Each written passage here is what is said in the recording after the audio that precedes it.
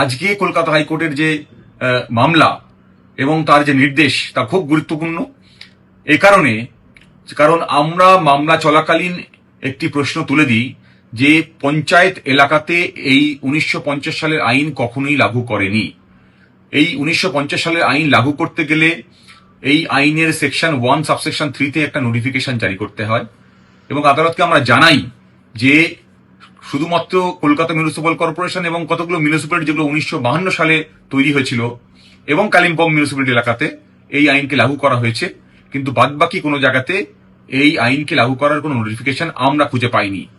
এবং এই সওয়ালের উত্তরে রাজ্য সরকার আইনজীবী কোনো নোটিফিকেশন আদালতকে দেখাতে পারেনি আজ যে এই আইন পঞ্চায়েত এলাকাতে লাগু করা হয়েছে এই নোটিফিকেশন দিয়ে। ফলত যেটা দাঁড়ায়, পঞ্চায়েত এলাকাতে এই আইন লাগু হয়নি।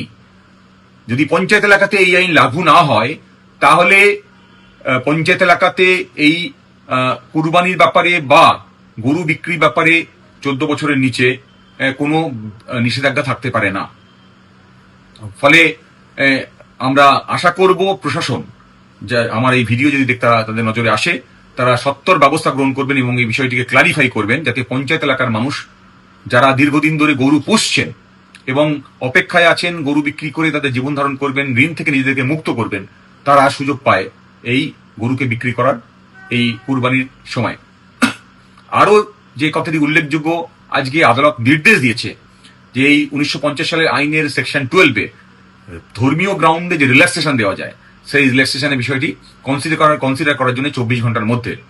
ফলে মিউনিসিপ্যাল এলাকাতে যেই সব মিউনিসিপ্যালিটির উপর নিষেধাজ্ঞা আছে আইনে 1952 সালের তৈরি, সেই সমস্ত মিউনিসিপ্যালিটি, কলকাতা মিউনিসিপ্যাল কর্পোরেশন হতে পারে বা কালিম্পং হতে পারে বা 1952 সালে তৈরি অন্যান্য মিউনিসিপ্যালিটি হতে পারে, সেই সব এলাকাতে যাতে রিল্যাক্সেশন পাওয়া যায়। যেখানে নিষেধাজ্ঞা আছে, যেখানে নিষেধাজ্ঞা নেই সেখানে তো রিল্যাক্সেশনের প্রশ্ন আসে না, কিন্তু যেখানে নিষেধাজ্ঞা আছে মিউনিসিপ্যালিটি, যেটা আগে বলছিলাম, সেই অঞ্চলগুলোতে যাতে তারাও এই রিলিজিয়াস গ্রাউন্ডে রিল্যাক্সেশন পায় তা সত্বর দেখা উচিত। আদালত নির্দেশ দিয়েছে 24 ঘন্টার মধ্যে কনসিডার করার।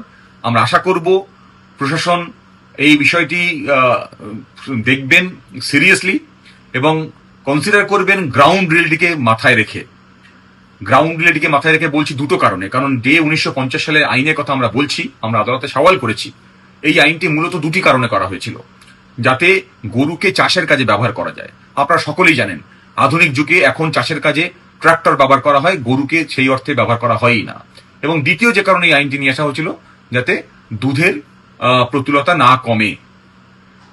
ফলে আমরা 2019 সালের একটি রিপোর্ট, কেন্দ্রীয় সরকারের রিপোর্ট আমরা আদালতের কাছে পেশ করেছি এটা দেখানোর জন্য যে উত্তরপ্রদেশ এবং মধ্যপ্রদেশ যেখানে গরু ব্যান ছিল সেখানে গরুর উৎপাদন কমেছে, ওয়ারাস যেখানে পশ্চিমবঙ্গে যেখানে ব্যান ছিল না সেই অর্থে, সেখানে 2012 সালের তুলনায় 2019 সালে গরুর উৎপাদন বেড়েছে, মিল্ক প্রোডাক্টিভিটি বেড়েছে, দুধের উৎপাদন বেড়েছে।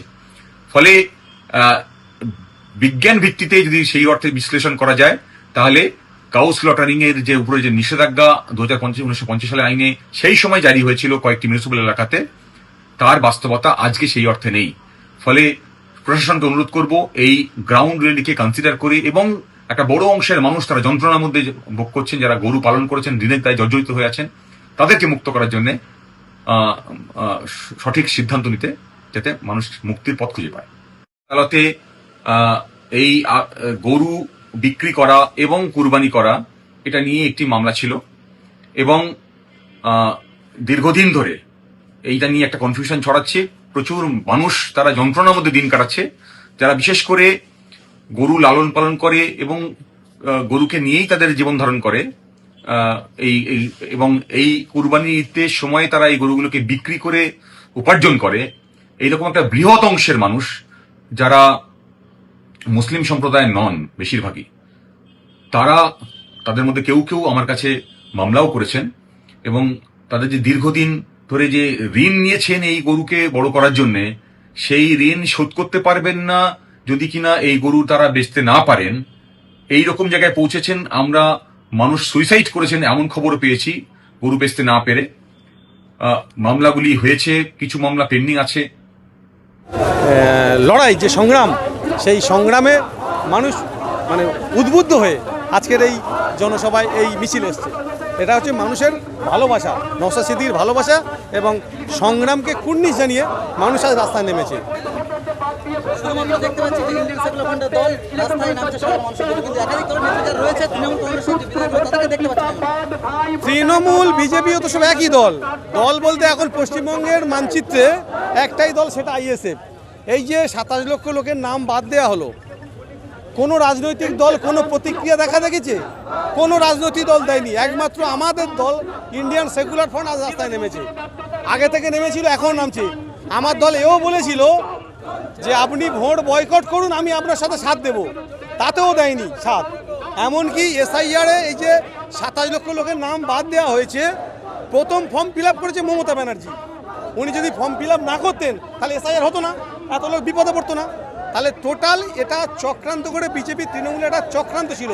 সেই চক্রান্তে কিছু মানুষ বলি হয়েছে যাতে তাদের নাম ভোটার তালিকায় আসে, সেই জন্য আমাদের লড়াই, আমরা রাস্তায় নেমেছি। কিন্তু হারার পরে মমতা বন্দ্যোপাধ্যায় কিন্তু জোটার ডাক দিচ্ছেন তো। ওটা মরার পরে ভীমরতি চেপেছে, ওটা একটা নাটক। Thank you. সাইডে আজকাল যারা কি বলবেন, আজকের রাস্তায় নেমেছেন হাজার হাজার আইএসএফ সমর্থক কর্মীরা, কি বলবেন? আইএসএফ জন্মলগ্ন থেকেই রাস্তায়, খেয়াল করে দেখবেন। প্রথম কথা হচ্ছে আমরা একটা স্বৈরাচারী দুর্নীতিগ্রস্ত দলকে সরাতে চেয়েছিলাম। আমরা জানতাম যে বিজেপির বিরুদ্ধে স্বৈরাচারী দুর্নীতিগ্রস্ত দল কখনো লড়াই করতে পারে না, কারণ ওরাই বিজেপিকে এখানে নিয়ে এসছে। স্বাভাবিক কারণে এই দলটার উৎখাত চেয়েছিলাম, সাথে সাথে ফ্যাসিবাদী বিজেপিকেও আমরা উৎখাত চেয়েছিলাম। কিন্তু মানুষ আমাদের উপর ভরসা রাখেনি, মানুষ বিজেপিকে উপর ভরসা রেখেছে, সরকার করেছেন তারা। কিন্তু বিজেপি তো একটা দায় নিতে হবে যে পশ্চিমবঙ্গের 27 লক্ষ ভোটার ভোট দিতে পারলো না, তাহলে 27 লক্ষ ভোটারের ভোট কার দিকে যেত সেটা বলতে পারবেন না। তাহলে অনেক সিটেই এটা একটা ফ্যাক্টর ছিল। তাহলে যদি বলি যে 27 লক্ষ ভোটারকে বাদ রেখে নির্বাচন করে কোনো একটা কনস্পিরেসি করে ভোটের ক্ষমতায় এসেছেন তারা, তাহলে এখন আমাদের করণীয় কী? আইএসএফ তো সমাজ পরিবর্তনের কথা বলে। আইএসএফ শুধুমাত্র ভোটের রাজনীতিতে বিশ্বাসী নয়, এটা আজকে তার প্রমাণ যে 4 তারিখে আমরা হেরে গেছি যারা, তারা প্রত্যেকে রাস্তায়, আমাদের চেয়ারম্যানের নেতৃত্বে আমরা রাস্তায়। এটা বুঝতে হবে কেন রাস্তায়। 27 লক্ষ মানুষের জন্য কথা বলবে কে? তৃণমূল তো শেষ, ওটা তো উঠে গেছে, তাহলে ও পার্টিতে আর থাকবে না। তাহলে ওই পার্টিতে এখনও যেসব মানুষরা আস্থা রেখেছে তাদেরকে বলছি ভাই আইএসএফে চলে আসো। একমাত্র লড়াইয়ের পথ বাম আর আইএসএফ। এই বাম আইএসএফ জোটই লড়াই দিতে পারবে বিজেপির বিরুদ্ধে। একদম বিজেপি বিরোধী লড়াইটা ধীরে ধীরে তৈরি করবার জন্য আজকের কিন্তু এই মিছিল।